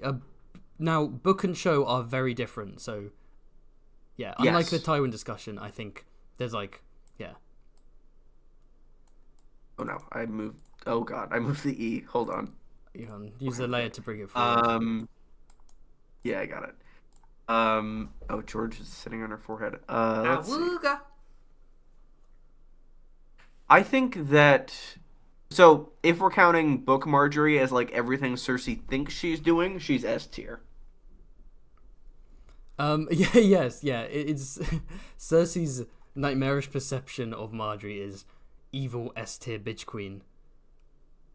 Yes, But in she actuality, should like be brand tier. we don't really know that much about book Marjorie, and I always forget that, but we don't. Yeah, How we have much? like zero evidence that she has schemed. Full stop in the Yeah. books. Like, am I wrong about that? No, Is no. there anything? The only scheming she does is she does join in on the whole convincing Sansa, the whole Sansa Willis Tyrell matchup. Her and Olenna Sure. both. But even that, I wouldn't say that's her scheming. That's her being a part of scheme. Yeah, I think it's something though. But yeah, everything else is just sort of potentially she's scheming and doing things on purpose, or Cersei's just being paranoid. So we don't really know. Yeah. I would say just for like lack of anything, probably I don't know, C or D tier for Marjorie. For Book Marjorie. Yeah, I mean, I feel like F tier. F tier. Yeah, F tier I think is reserved for like actively bad but or hindering but things I like think Duran is in the show. no, but Duran is an F tier because he is a non-schemer, and Book Marjorie, as far as we I know, think Duran is an F tier. Yeah. because he doesn't scheme. Game of Thrones Duran does not scheme at all. That's why he's an F. I think See, Marjorie should that's be the thing. F. If it were just that, I think he'd be an E tier for me. But the thing is, he actively undoes the schemes of others, and I think that's what puts him in F for me. Like he tries to stop the sand snakes from doing anything. And then he fails. Yeah, that's a good point. Okay, Yes. E tier then. E tier. Let's go E tier for Book Marjorie, who is basically just a 16-year-old. We don't really know much about her. Maybe Cersei's right in some aspects. Maybe she's completely wrong. But we don't know how much of a schemer. I like to think she. I don't know. Or what do you think is more interesting? If Book Marjorie is a secret schemer, or if she is just a teenage girl enjoying her life, and Cersei's a complete paranoid lunatic. I don't think she's naive or dumb at all. I think she's probably a smart person who's pretty capable politically. But I don't think she's at the point of scheming yet. I think that if she were like older, she might be able to start kind of embodying her grandmother a little bit more. But for now, I think she's just kind of a person. Yeah. What do you think? I'm not gonna lie, brother. I daydreamed like during that whole sentence. This isn't like a dumb bit. I'm like genuinely, my mind was elsewhere. What would say that again? Mm-hmm. Oh, I said that I think she's probably like smart and politically capable, but I wouldn't call her a schemer yet. Yeah, I'm so sorry. yes, I agree. Yeah, I thought you were bullshitting. No, I wasn't doing a joke about wow, Natalie Dormer's on the screen. No, I genuinely just like zoned out. I do that sometimes. Sure. And no one is in the chat allowed to criticize me because I have ADHD, and if you criticize me, you are officially ableist. That's a joke. Ableist. Right, shall we move on to Show Marjorie? Yes. I don't remember what she does. What does she do? Okay, so she is... in the show, she is basically what Cersei thinks she is in the books, right? She's like actually a schemer. She's like manipulating Joffrey and Tommen. Yes, I mean, in the... Okay, so all the way back in the second book, she's telling Littlefinger, I don't want to be a queen, I want to be the queen. Sure. Second season, sorry, yeah. In the third season, yes, she's actively manipulating Joffrey, trying to get Joffrey to like her, going onto his wavelength with the whole crossbow and talking about shooting animals. And she's like one of the few characters that Joffrey seems to actually respect and at least somewhat view as an equal and not someone to trample over / torture. And considering she's a woman, that's actually an incredible feat. When it comes to Joffrey. And yeah, so she's very good at wrapping Joffrey around her finger. And, you know, she's heavily involved in the whole, in the show, not Willis and Sansa, but Loras and Sansa, trying to hook them up. Yes. And she's, you know, she is being kind and friendly to Sansa, but there is definitely a manipulative nature to it. She, you know, she has a goal, and she's essentially like, the show presents her as the apprentice to Olenna Tyrell. Olenna is the master, Marjorie's the apprentice. And even the Sith rule of two thing. Exactly, yeah. She's the I was about to say the Padawan, but that would have pissed everyone off. No, I won't troll. Yeah, she's the Sith apprentice. And Diana Rigg as a Sith, that's pretty badass actually. Anyway, so and then she's not involved in the assassination of Joffrey, but she is aware of it. Olenna confides to her. Is like, yeah, basically she's like, it was me. She gives the "it was me" speech back in season 4, but to Cersei. Go on. That's true. No, I was just making a joke. I think when it gets a little later, she starts being able to manipulate Tommen a little bit via their marriage, but it doesn't work quite as well because anybody who has 2 brain cells seems to be able to manipulate Tommen, specifically the High Sparrow. Yeah, that's true. Her manipulating Joffrey is far more impressive than her manipulating Tommen. I agree. My gut is saying either B or C. Maybe more C. Yeah. What? Like in season 6, it seems like she has the beginnings of some kind of plan, right? Where, unlike Loras, who's kind of useless, D&D did actually try to give her some agency in that season, where she's like pretending to be essentially brainwashed by the faith, and she goes along with it, and it seems like she has some kind of plan, but then she blows up. Excuse me. But then she blows up, so we don't really know what happens. Like we don't know what her plan was. Was it just to go along with it and then be freed? And then giving her credit, she's the only one who figures out Cersei's plan before it happens. Yes. Yeah, that's true. I'm just super curious what her overall plan was in season 6. Like, was it just get released, get freed, queen again, and then crush the faith after that, or just go along with the faith or whatever. I don't know. But she was scheming up until the end. I'd say B. B, yeah, let's go B. I'm happy with B. Rest in peace, Marjorie. I have a new addition to the list. Rest in peace. If we'd want it. Hot in life, hot in death. True. Hot in death? Wildfire. Oh, there you go. Yeah, no, I wasn't making a weird. I wasn't making like. Anyway, moving on. I have another person we could add to the list. Yeah, go on. You don't need my permission. Art here is by the Maiko. Me. I'm biased, but I think he bears discussion as a schemer. Oh, sorry, the moment he appeared on screen, I just suddenly felt the urge to go to bed. He's the best character in the series. Oh, excuse me. No, I do actually like John Con. I think he bears discussion. Do I have a John Con character I could add? I've drawn John Con, right? I think for your Blackfire stuff, I assume you would have? Yes. I have an older John Con where his hair's more grey than red, which actually doesn't look as cool, so I am actually just going to get a younger John Con. Fuck, no. There we go. There we go. I'm not a fan, actually, of that drawing, of my drawing. But there's John. I like it. There he is. There's younger. That's him during Robert's Rebellion. Gotcha. S tier, I think. Just to ask schemer in the series. Just to ask everyone in the chat, the little pop-up window chat in the bottom right corner. Yes, it's ugly. I know. Hopefully, it will look better when I have Streamlabs. But is it literally too small to see? Like, is it even worth having? Should I make it bigger? Is it fine? Let me know. But yes, go on. You're the John Con guy. You lead the charge. Okay. He is the person who is putting this scheme together. He's not like Illyrio's like puppet mastering stuff from super far away, but John Con is the boots on the ground, the person actually getting things done, assembling this team of people and raising Aegon to be the perfect king. Essentially, none of these plans would be possible without him, and I think that he's a driving force in them and deserves to be considered as somebody who could have influence on them directly. Given the fact that essentially Illyrio and Varys have nothing to do with the decision to go west to Westeros. That is pretty much all Jon Con and Aegon, and I think that without Jon, that decision doesn't get made.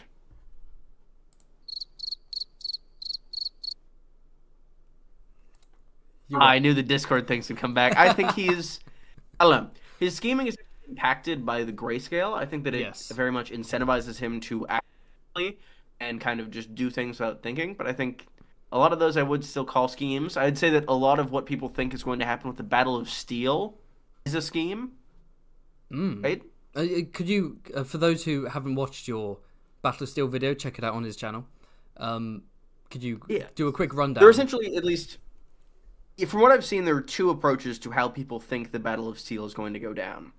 Firstly is what I pitched in my video now well over a year ago, saying that it seems as though Jon Connington is already taking the castle by the time Arianne will be getting there in the Winds of Winter. And at that point, they might be able to use that more defensive position to leverage it into not even being a battle, essentially convincing just Mace Tyrell to avoid any combat, as he likes to do in previous instances.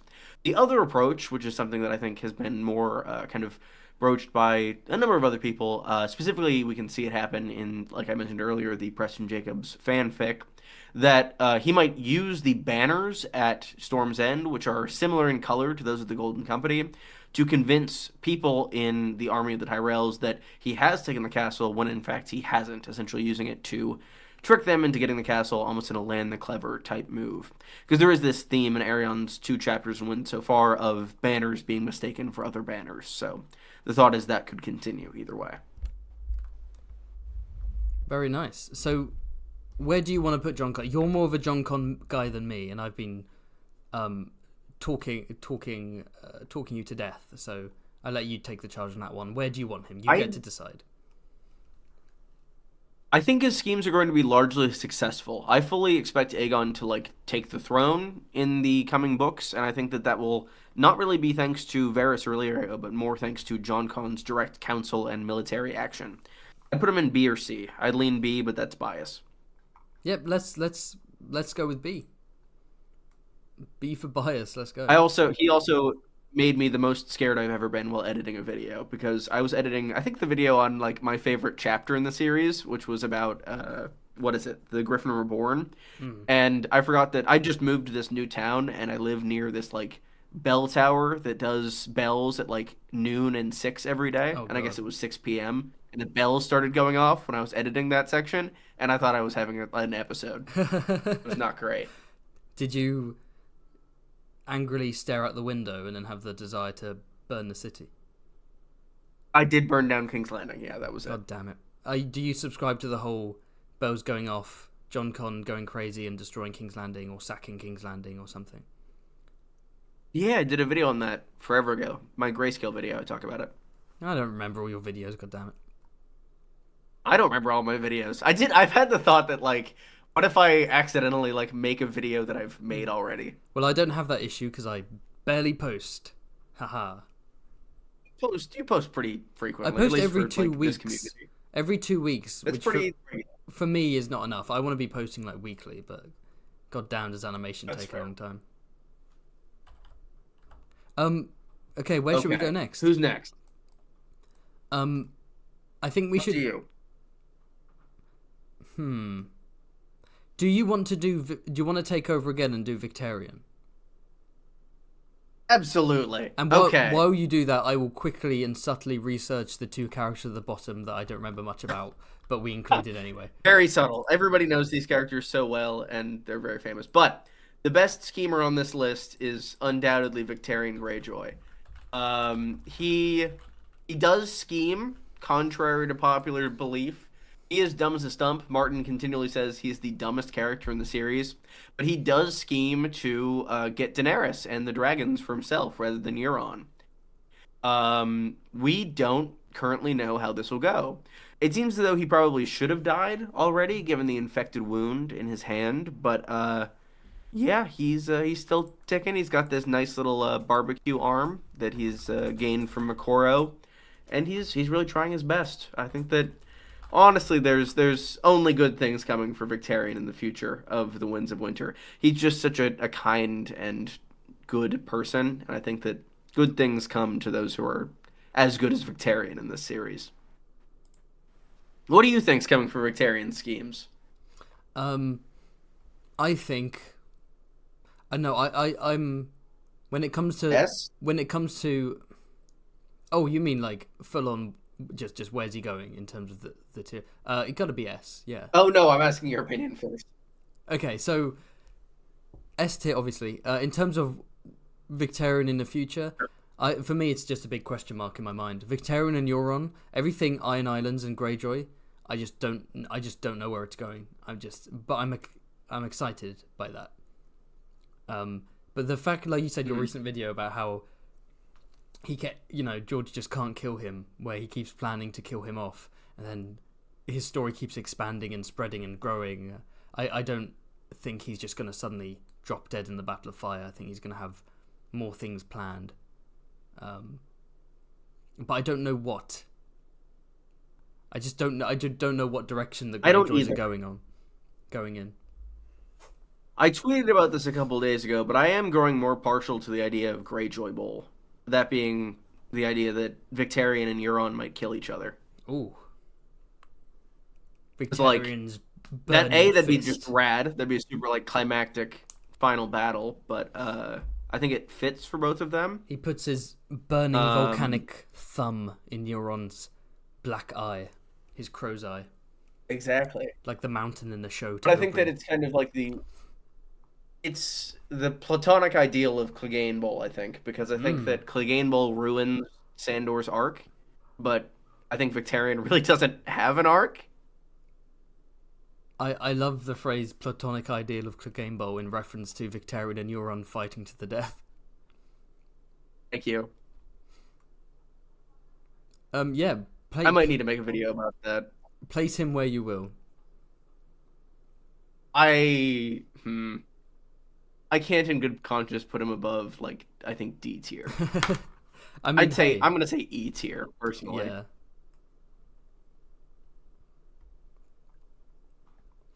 Okay, so I've been doing some research. Squid Bowl. Squid Bowl is a good name for it from the chat. Thank you, Jameis Yes, Swamp. I Squid might Bowl. Squid Bowl's pretty good. I might end up using that. What is this Squid Game?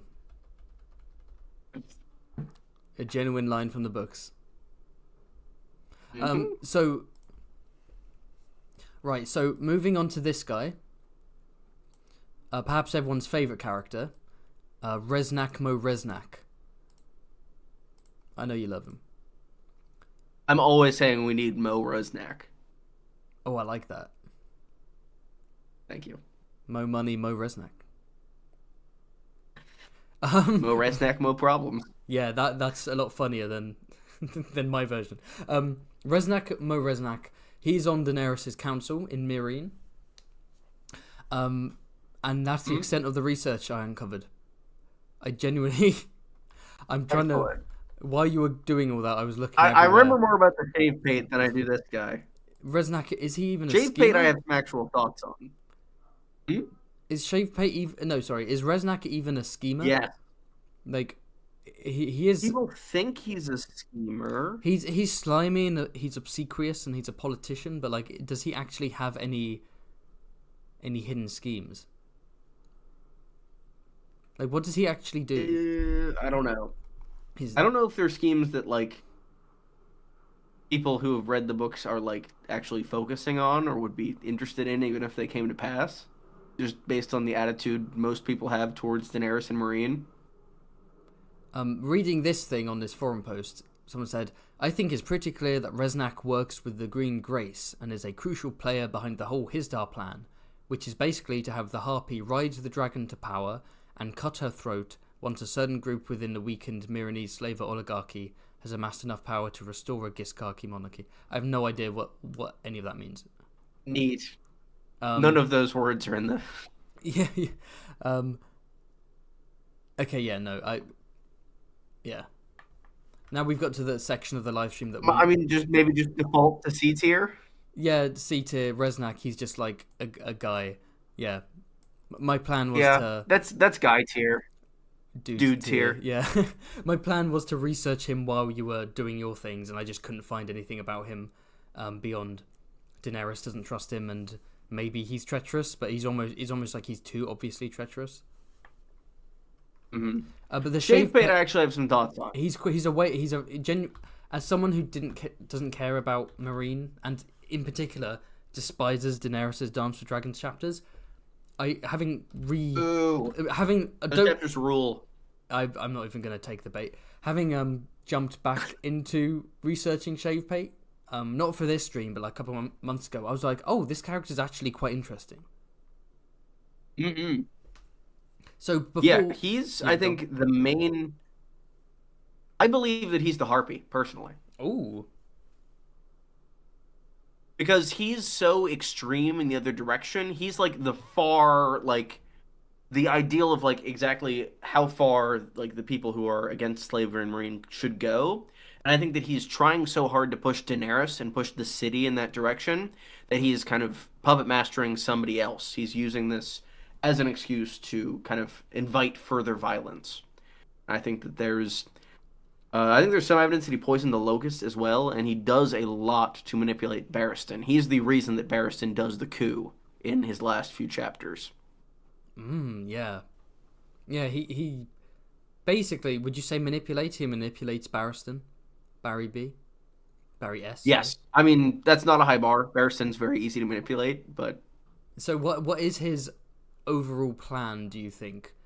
Because obviously they perform... His plan is to... Do they perform the coup, or are they in the process?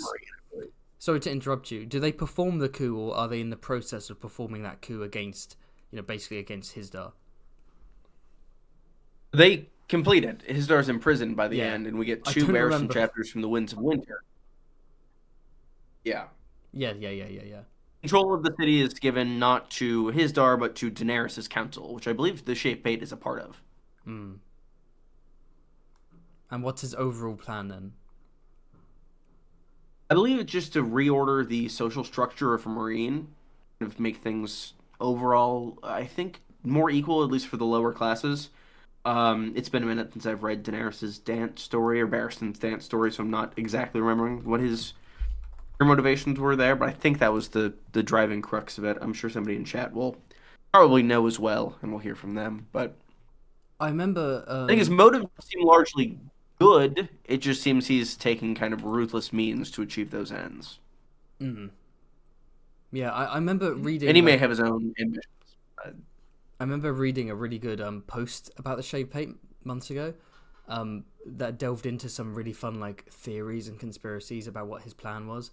But I can't quite. I think it was something along the lines of, with Daenerys being, basically vanished, and Barristan busy fighting to protect Meereen, the Shave Paint will kill all of the child hostages that Daenerys has. I think I read that post and too. will kind of like, massacre the Meereenese nobility and Hisdar and so on, and a sort of a revolution, a Shave Paint revolution will take place. Because remember, he's called just the Shave Paint because he's the leader of the Shave Paint, who are this almost like a social movement of people who have shaved their hair off as a sign of embracing the new Meereen. Again, that could be fake. Maybe he's appropriating that movement for his own ambitions, or maybe he does want that change, and so he is going to wipe out the nobility and kill the child hostages and rule Meereen, essentially.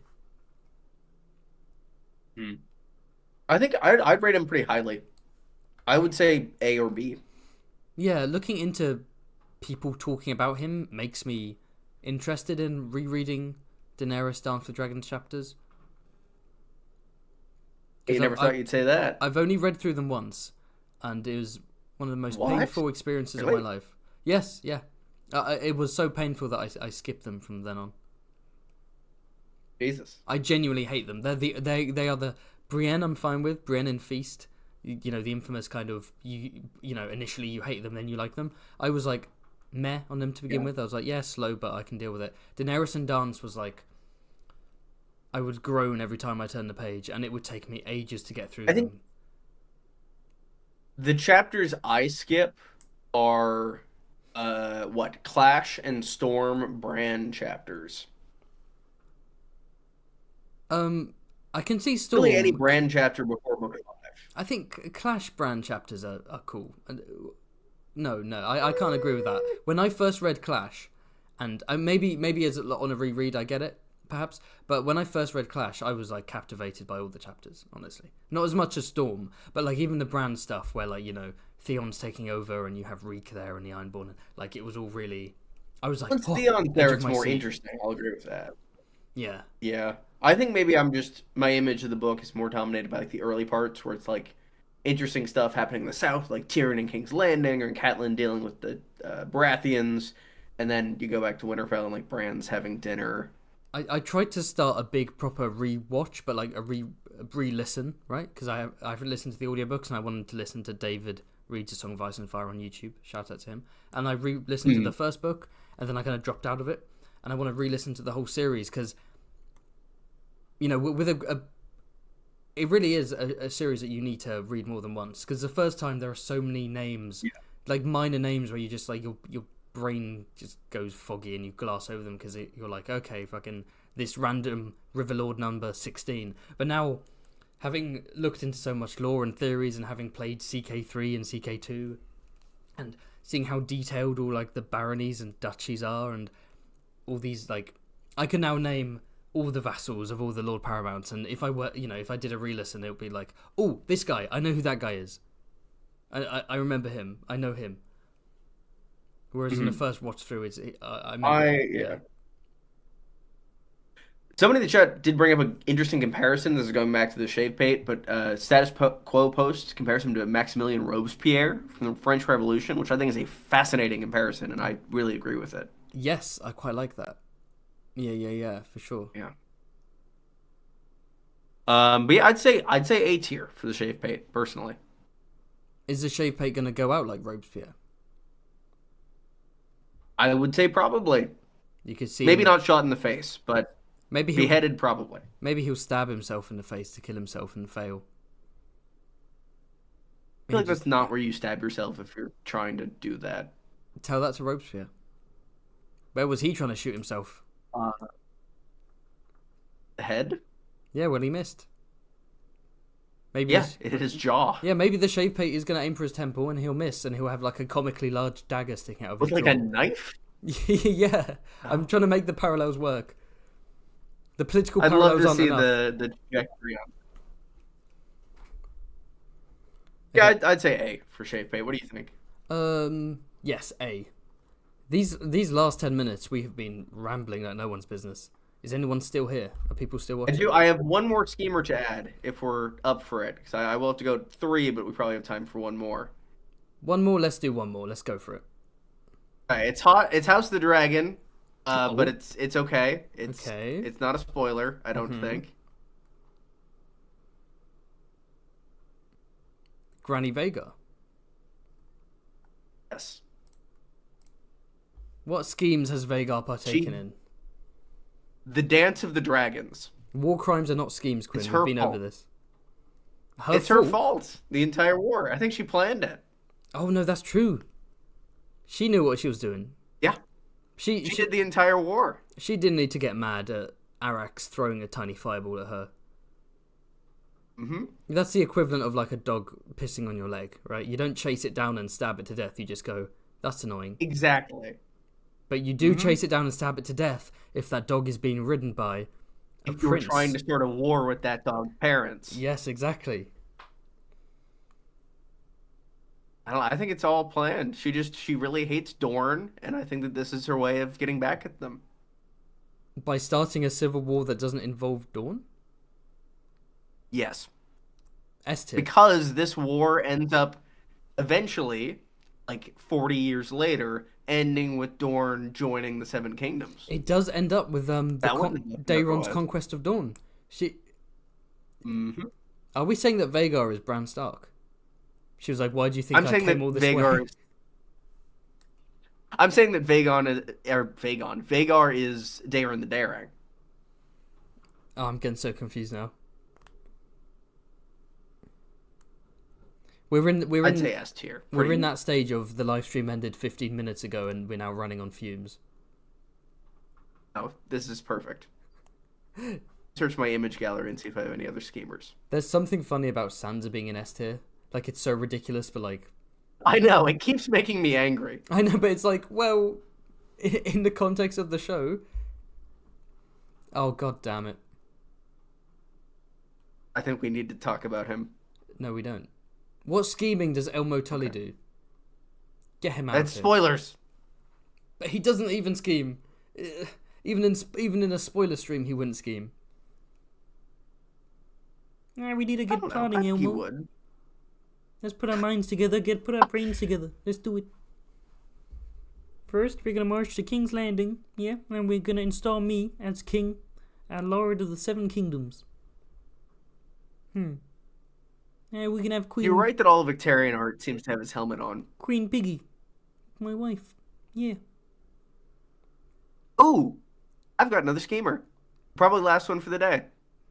Okay, last schemer number 5. Oh god damn. And this is more of a serious one. This is not serious. No, what schemes does? He schemed. Go on. You sound defensive. He tried to Go kill on, Bran, right? He did try to. He kill tried Bran. to kill Bran. Yeah, That's like textbook scheme. that is a scheme. He also It fails and starts a war. in the but show he schemed to kill all of Robert's bastards to cement his own position. That's a scheme. exactly. Schemer. Schemer. I have nothing more to say. Put him where you want.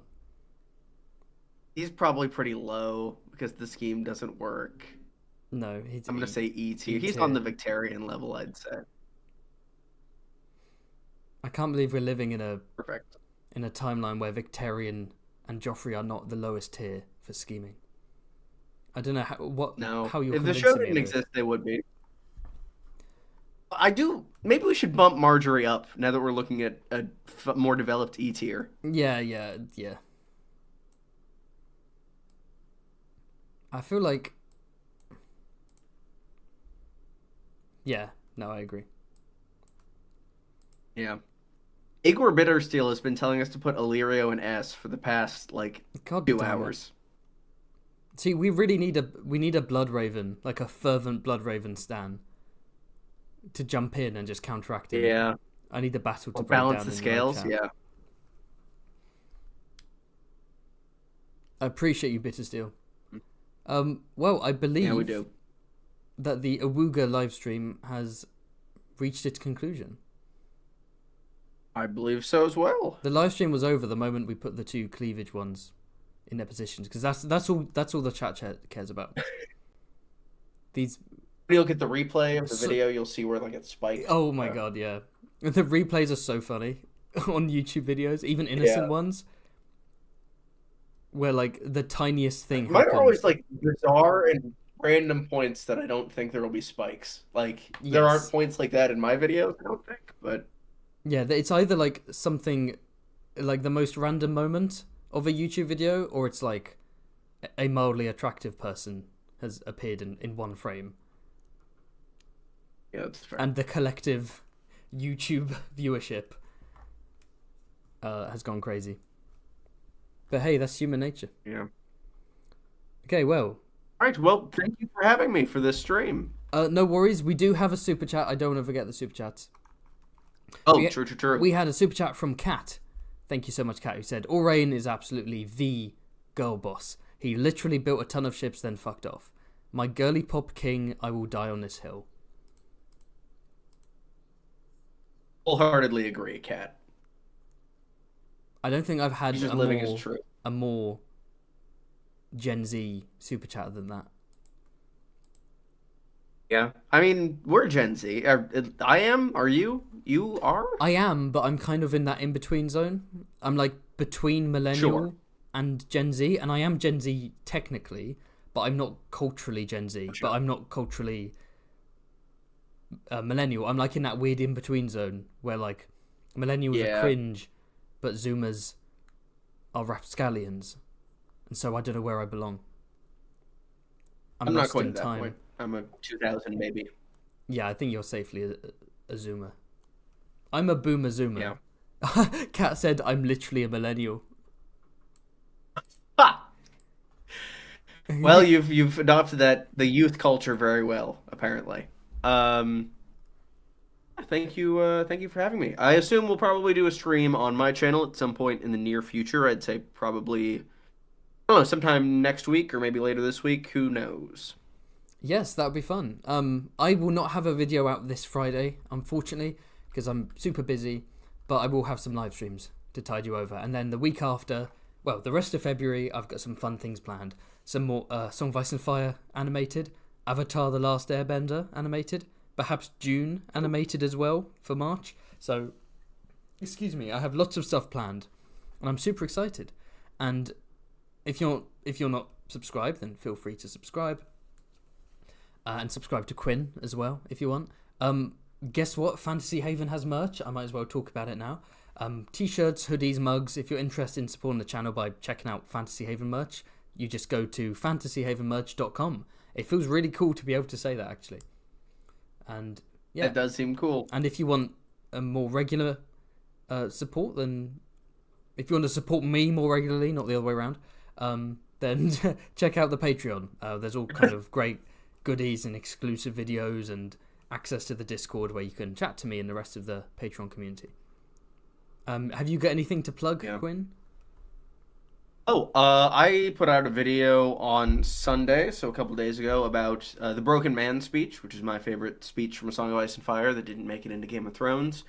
It's a fun one. I liked talking about that. I read through the speech. I talk about what it kind of means to the series and why its mission is so annoying to me. I will probably have a video out this Sunday. I have not recorded it. I have not written it, but it will likely exist. So stay tuned for something in the near future. Quinn, where's your Patreon? Where's your merchandise? I have none of either. You're making me look like some kind of slimy scumbag. I'm flying by the seat of my... Yes, it's just having the support of the people is just enough for me. It fills my heart, and that's all I really need. And I'm just a hand-wringing, money-grubbing Anglo. Squeezing every dollar out of my viewers. And then there's a As the magnanimous British Empire is wont to do. economic imperialism is the name of the game. I've gone over to America because most of my audience are American, and I'm stealing all your money. No, you should set up a Patreon.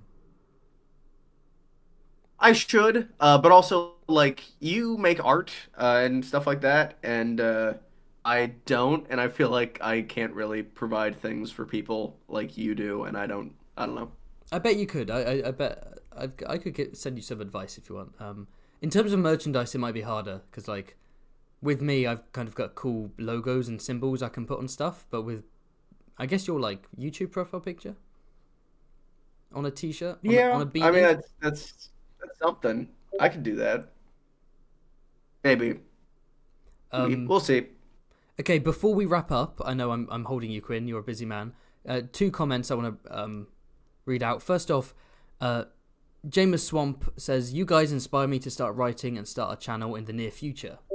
So thank you very much. That's a very kind thing. It is. I get a few of those comments. People saying that they want to start a YouTube channel and they've been watching our content. Yeah. That's nice. And someone also said, Kirsty Angel said, "This is a message for you, Quinn. Are you going to be doing a live stream with David Lightbringer?" Oh, I've talked to him a little bit. Perhaps in the future, we shall see. How are you? Yeah, this man's building so many contacts. No one talks to me. People. No one. Glidus is like the only person who's deigned to talk to me. No one else has communicated with me. I feel like I'm the black sheep of the Song of Ice and Fire community, but I haven't done anything wrong. I'm like, why are you booing me? I don't think that's true. I think it's just... Yeah, no. I'd love to see you on a Lightbringer stream. That'd be cool. Yeah, I'll have to. We'll see. And then one more super chat. You can dip if you want, Quinn. I'm good for a couple. So thank you for the super chat from Cosa Nostra G, who says, "I'm rereading Duncan Egg and realized all 3 stories start and end with death. Skull emoji, flaming heart emoji. Thanks." Thank you, Cosa. Is that true? So first story, Island of Pennytree, and then at the end, Baelor. Second story, I guess, King Daeron, and then ends with Lucas Inchfield. Third story, what's the death at the start of the Mystery Night? At the end, it obviously ends with executions, but that's at the start. I genuinely have no idea. I haven't read Duncan Egg in a very long time. I think if you go to most, even just chapters of A Song of Ice and Fire, I imagine most of them start and end with death, and there's also a bit of death in the middle as well. Yeah. Charles Karstark brought up an idea that I really like, which is like a D&D live stream. Like maybe I could DM something for people. Absolutely. That'd be fun. I mean, I've constantly teased the idea of some kind of live stream RPG with like different A Song of Ice and Fire YouTubers together, and the only people I know for sure would be up for that is you and me.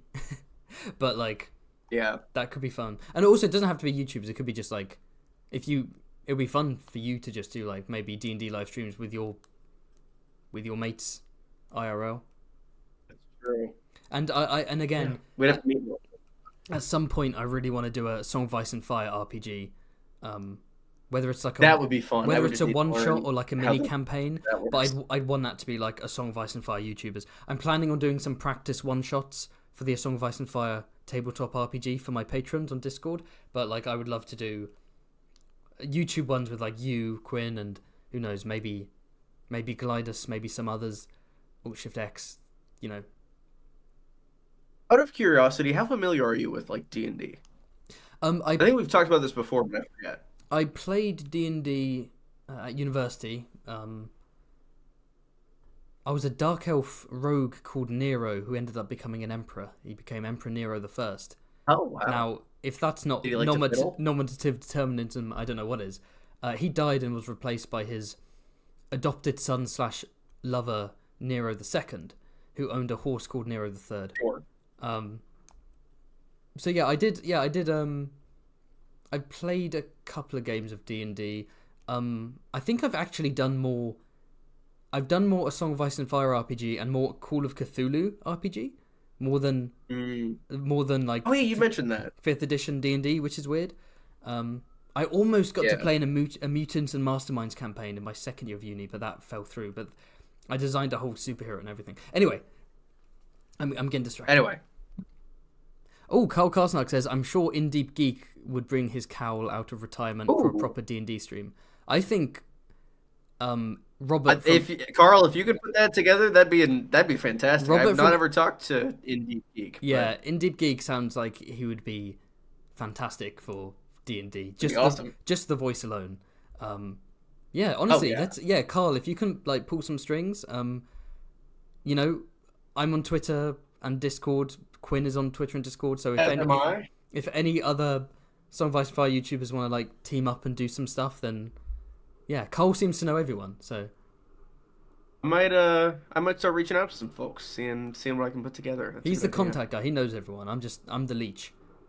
I'm hanging on. Yeah. All right. Well, I should probably take off soon here, folks. Yeah, that was a fun way to end the live stream. That was nice and chill. Yeah. Thank you for coming along, Quinn. This was fun. I promise you, maybe this week or next week, we can do a stream on your channel and put some more characters I on look trial. forward to it. Thank I forgot about the sounds. you so much for coming to this live stream, everyone, and take care. I'm desperately trying to think of a pun so I can do the badum-tis. Yeah, I think that's a perfect ending. Bye, guys. Oh, I didn't end the stream. I disconnected from my chat with